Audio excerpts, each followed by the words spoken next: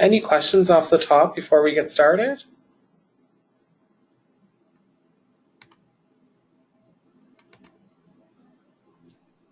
All right, so on a very basic level, if you can understand the difference between needs and wants, you'll have a really good sort of first base for setting up a budget. So if we want to define these, a need is can be defined as a necessity, something that's required, something that's essential for life, whereas a want is a desire, something wished for, something non-essential.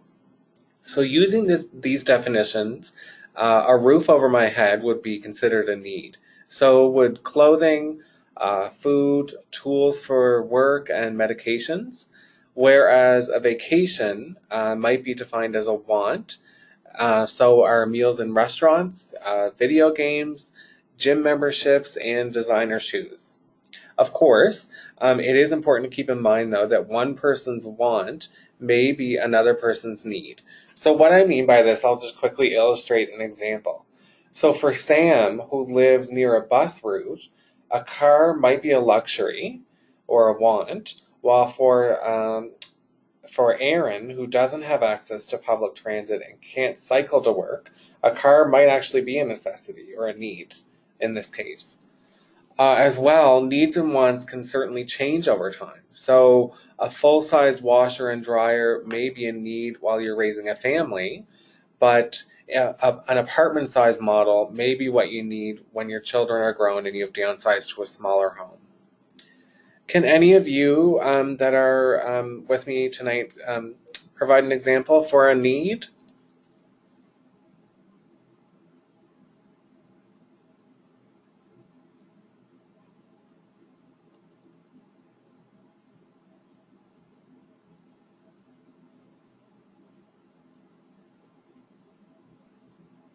I won't stop for too much longer, but if you want to provide examples as we go through the webinar, feel free to chime into the chat or come aloud. There is an activity that I'll highlight. I won't go to it, but if you want to do the activity on your own, it's kind of neat. It's done by the Financial Consumer Agency of Canada, and the link is here on the screen, and it helps you identify and prioritize your needs and wants. So really the key thing is just that it's important to differentiate between needs and wants and to find a balance for them in your life. So set spending priorities so you'll be able to have money for the things that you really need and a plan to save for the things that you really want.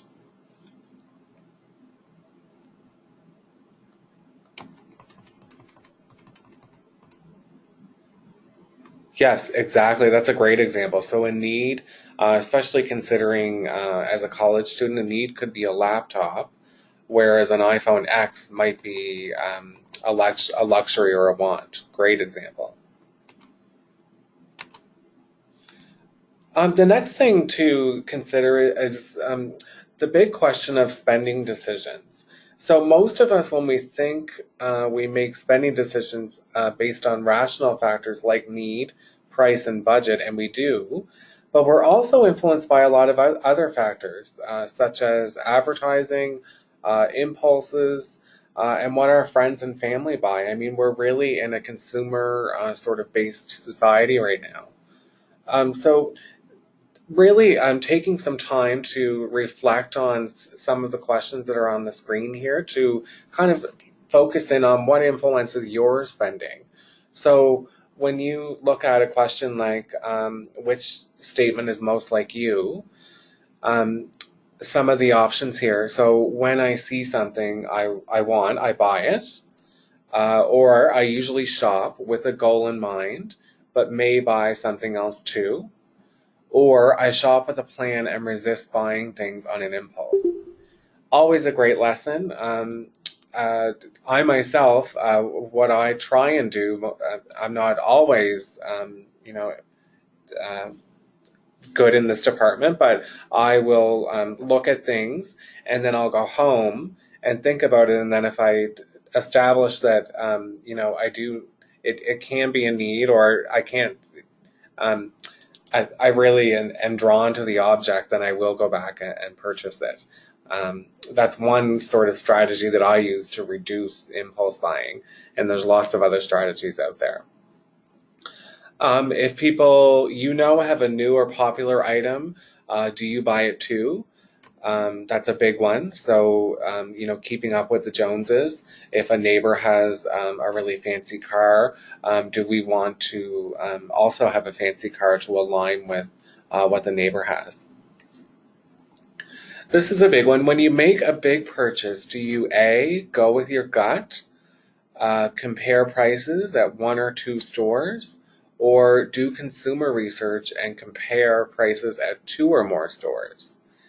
Um, of course, time is always a factor, but if we have the extra time to put into researching, I think you would find that uh, that would end up saving you quite a bit of money, and it adds up quickly. So many factors definitely influence how you spend, including your emotions, habits, as well as peer pressures. So it's important to watch how these different factors affect your spending decisions so you can be aware of them and better able to exert some control over those expenses. Any questions before we continue on?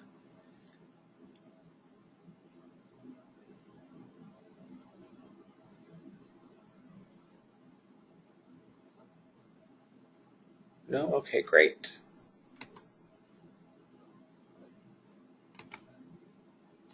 Expenses. So if you can understand the difference between these two terms, you will do very well with budgeting. The first term is fixed expenses.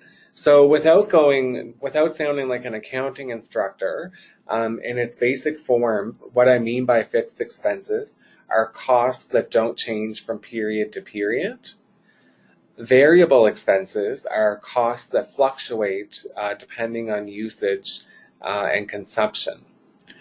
So sometimes it may seem as if expenses keep piling up endlessly, but you can control many of your expenses. It does take awareness, planning, and some self control, but most of us can find at least a few items to cut out or reduce without a lot of sacrifice. The payoff, a more secure future, fewer worries, and the money for the things that you really need and want. So, going back to fixed expenses, these are the costs that don't change from period to period or month to month, or they vary very little.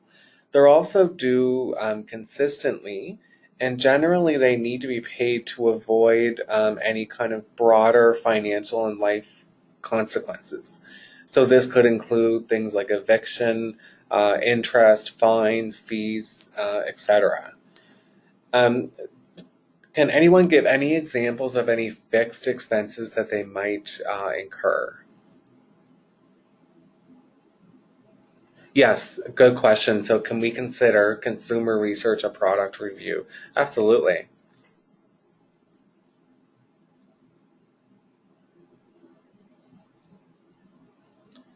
Car payment, absolutely. That's a great example. That's something that's due consistently, is relatively the same amount each payment. Great example.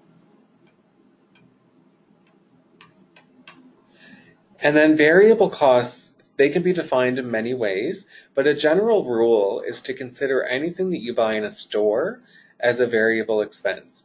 So that might include things like groceries and gas, or it might be spending that you control as variable costs. So you determine how much to spend and when, and how to prioritize your spending on variable expenses. So variable costs can include things like groceries, personal care, gas, as I mentioned, clothing and shoes, eating out, entertainment, all of these things. So, what I'm getting at here is that why it's important to understand the difference between those two categories within your budget. It's Not knowing your balance can lead to significant financial challenges. So, by spending too much on the variable costs or the costs within our control, we can leave too little money to cover the costs that remain consistent each month. So, that car payment or that rent payment. So, for example, spending a lot of money on entertainment without planning for fixed costs may make it difficult to pay rent or cover utility bills at the end of the month. There are often, as I mentioned, larger long term financial implications as well for not covering those fixed costs when they're due. So things like interest charges, impacts on your credit report, um, just as a couple of examples. It's also really important to note that some variable costs, things like groceries, are critical spending areas, while others are not, and that should also impact how you balance finances. Any questions on variable and fixed costs?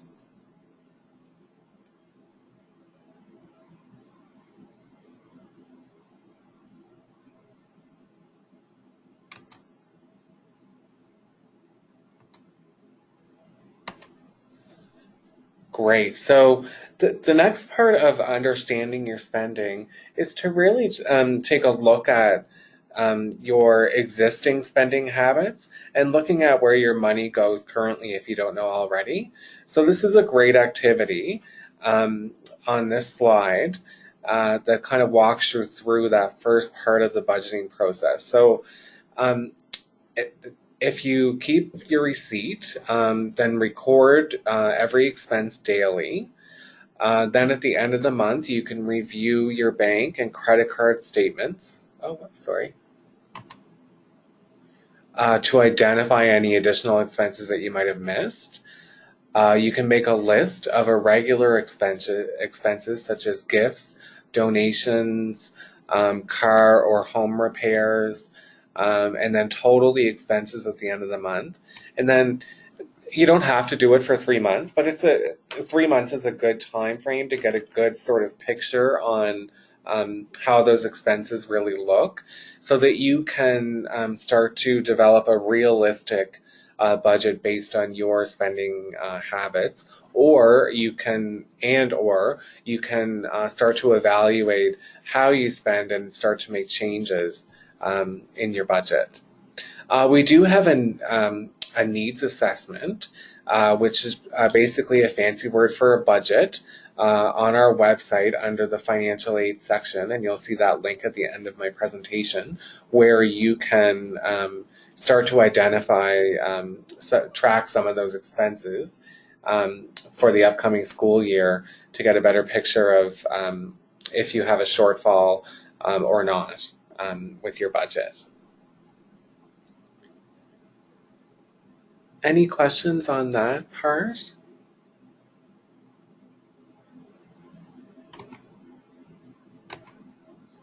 The next part is unnecessary spending. So we all definitely have expenses that we can't eliminate or cut back on very much. Things like food, clothing, housing, transportation, and childcare. But there are many other expenses that are a matter of choice, and they can definitely add up. There's nothing wrong with spending on extras if you can afford it. But if you have trouble paying your bills or finding enough money to save for the future, you may need to reduce your spending until you get your finances back on track. The first thing to do is to look at your wants and needs and start cutting there. So, what is fixed and what is variable? What is a need and what is a want? And are there things you can do differently to save or to economize? So, some examples here that could have a significant difference on your budget over time might be, bringing a lunch instead of eating out, taking transit instead of driving, using a reusable water bottle instead of buying bottled water, making your own coffee instead of buying coffee or a cappuccino. And then another one that's really important that a lot of people don't realize is that you do have the power to negotiate better phone, cable, and internet rate plans with your providers.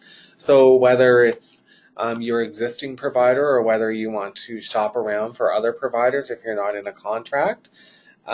Those are opportunities to sort of make significant savings in your budget. Another, once the school year starts, you might want to consider if you're paying for a gym membership, but your campus has one, you might want to use the one at school instead of paying for that membership. So there's lots of things that you can do um, that have minimal impact on your life, but a lot of impact on your budget. Um, Something to consider for sure.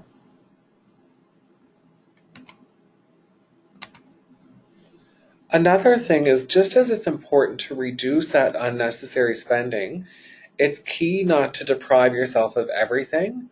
So, a good suggestion is to put aside a small amount of money every week for treats. So, your treat might be a spa treatment, a weekend getaway, or maybe a special item, a video game, or something that you've had your eye on. If you save for these things, you can then spend without guilt, and you'll be less likely to splurge recklessly by depriving yourself. So reduce unnecessary spending by avoiding impulse buying. You can make easy lifestyle changes and make your money go further with the products and services that you buy. Another key item is to include debt repayment and savings as a regular cost in your expense calculation. So once you start to develop a budget, include a little bit of money each month uh, under expenses for savings, and then it's sort of gone off the top, and you don't think about it as one of your fixed expenses. So some key tips to reduce some temptation. Set aside the money that you can afford each week for miscellaneous spending and spend only that. When it's gone, wait until next week before spending more. Going shopping with a list and stick to it. That's always key. I know I've certainly been guilty of going shopping for groceries when I'm hungry and end up filling my cart with unnecessary items, which I'm sure many of you have done the same thing. Leaving your credit cards at home, so trying to pay by cash or debit card so you don't spend money that you don't have, or you want to stick to your budgeted amount. Reduce the credit limit on your credit card, or sleep on it and see if you still want it the next day. The example that I was referring to there earlier to reduce that temptation.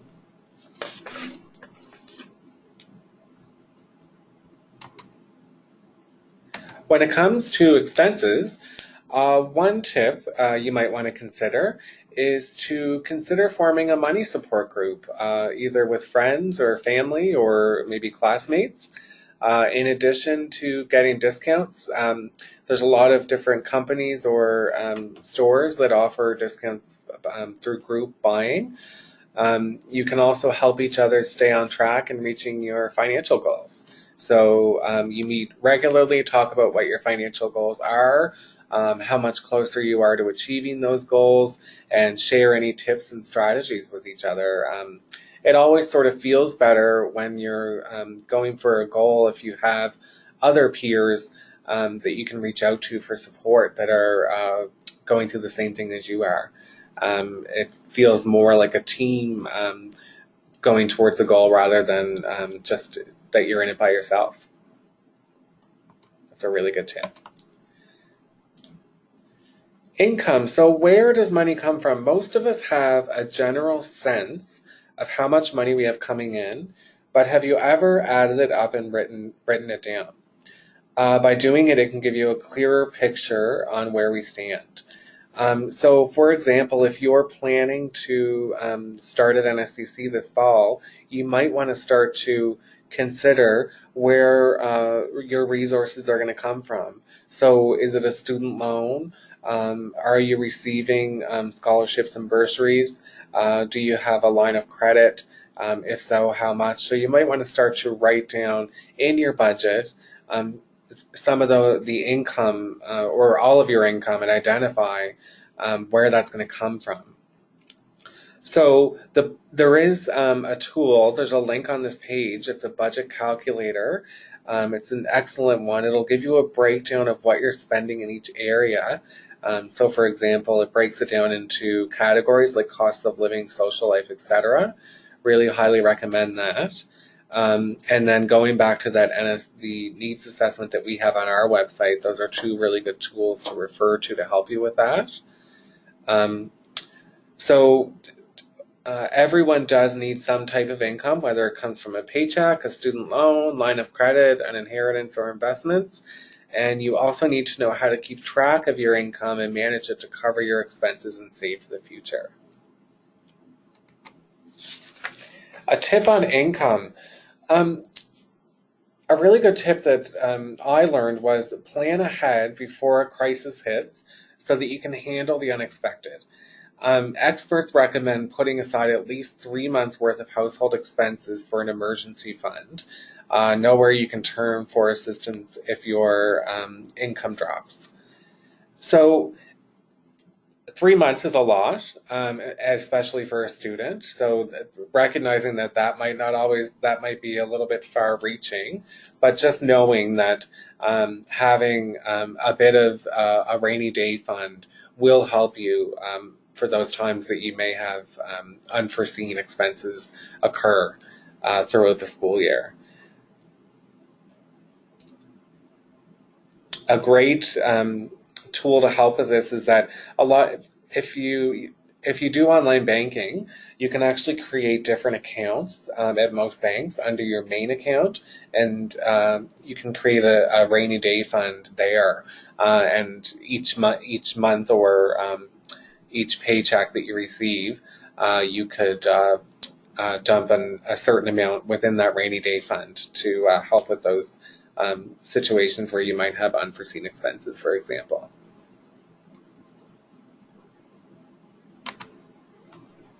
All right, another tip is if you're using a government loan, such as a student loan or line of credit, so if you receive a large payout at the beginning or midway through the year or both, look into prepaying for most of your fixed costs, your essential items, such as rent, mortgage, heat, electricity, so that you can ensure the basics are covered. So that's a really good idea. Um, it, it may involve talking to your utility provider or your landlord and seeing if this is something that they're open to. But in most circumstances, I would think that they are. And try and take care of some of those fixed costs up front so you don't have to worry about them later on.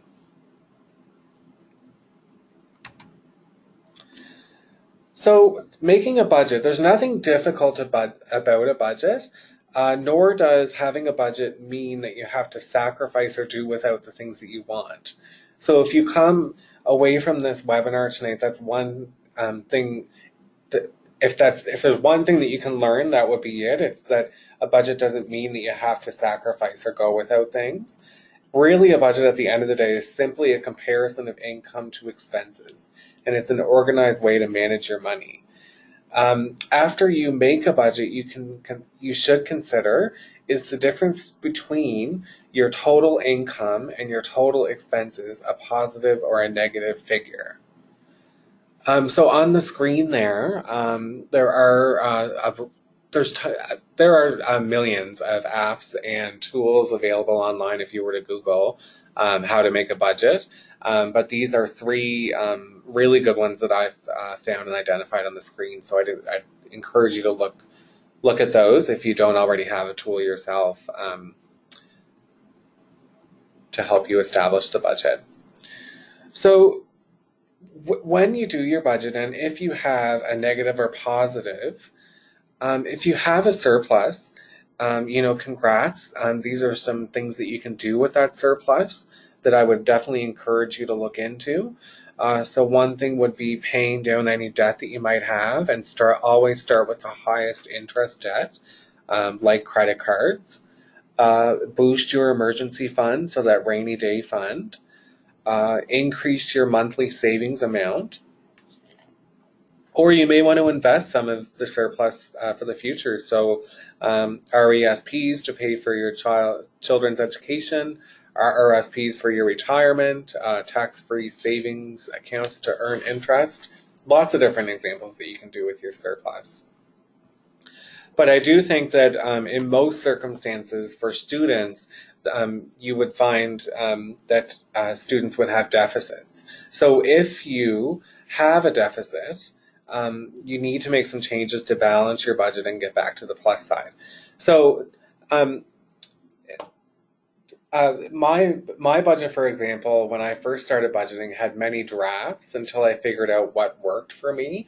And the at first, I think my first draft had a very large deficit until I started to look at areas that I could reduce spending.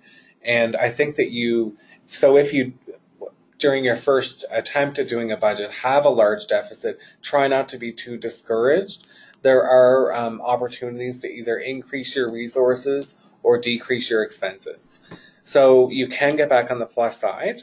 You can take a look at the variable expenses and brainstorm some ways to cut those back.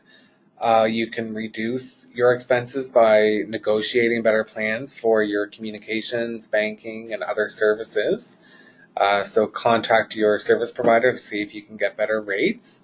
Another option might be to increase your resources or income. So maybe you're in a program at NSCC that allows you the flexibility to work, and you may be able to pick up more shifts at work. If you haven't applied for a student loan, you might want to consider doing that if you're eligible. Uh, Applying for student awards at NSCC. So we offer student awards twice a year. We just had a spring offering, and we'll have another offering early in the fall to help students receive scholarships, bursaries, and awards towards their education. Or maybe there are some government assistance programs that might be able to help you as well. And you can always chat with your student services advisor on your campus this fall if you're interested in finding out more about those opportunities. So a big lesson too is to understand the need that budgeting is not a one-time thing. So you can't simply create a budget and then it's done. It does take some regular maintenance. So whether you want to use a budget or envelopes, the system isn't a one-time thing. To make it work, you need to review it regularly. At first, I would suggest doing it weekly. Once you're certain that it's accurate, you could probably scale back to biweekly or monthly. Check to make sure that your income and expenses figures are still realistic. If your actual spending is very different from what you estimated, you might need to adjust your figures as you go along, for example.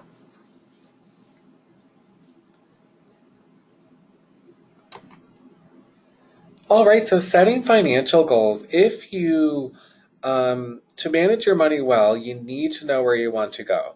So that means setting realistic financial goals. So if any of you have ever heard about the SMART formula, it's a great formula to apply to many things in life, but it's also really applicable to financial goals.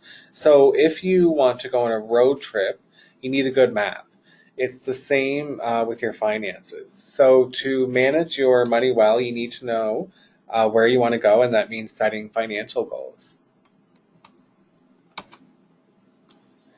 You're more likely to reach those goals if they're SMART. So SMART stands for specific, measurable, achievable, realistic, and time framed. So here's an example. So save for a vacation is vague and it's hard to measure. So how will you know if you're making progress or have achieved it? On the other hand, save 5,000 for a trip to New York within 8 months is smart. So it's specific, you know exactly what you're saving for that trip.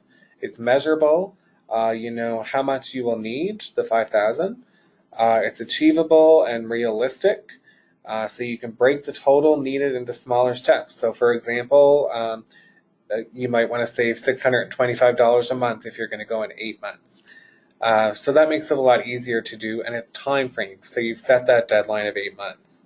when you define your financial goals, make sure that they are SMART.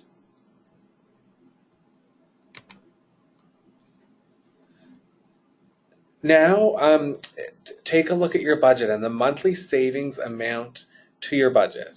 You can enter it under savings, or you can add a special category for that goal, such as New York trip.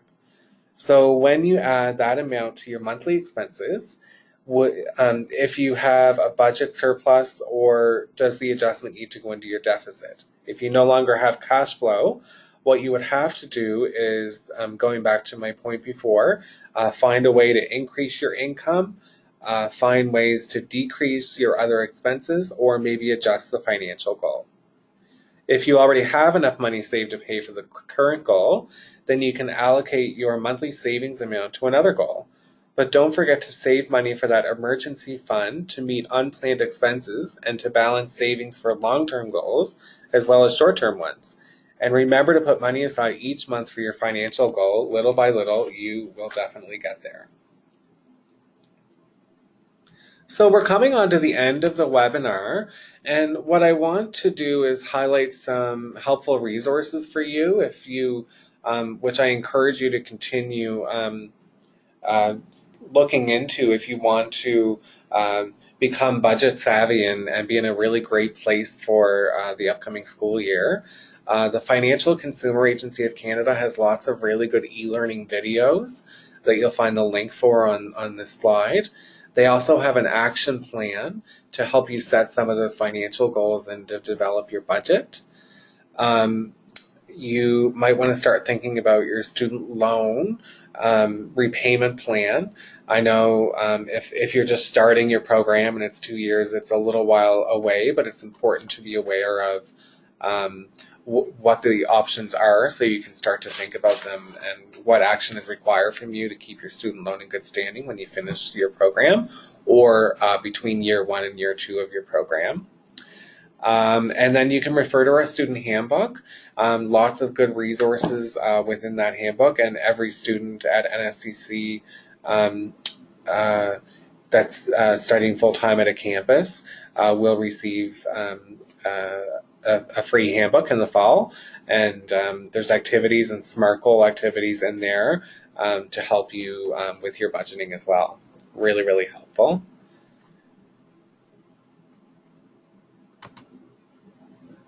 So that's all the material that I had to review with you. It was a lot of me talking throughout the webinar, but now I'm happy to take any questions, comments, helpful tips that help you with your budgeting. Open the floor for your comments, if you have any, and if not, feel free. You don't have to stick around. I will follow up with you tomorrow, as I mentioned, with the PowerPoint, so you have it. And thank you so much for your time, and I hope that this was valuable to you.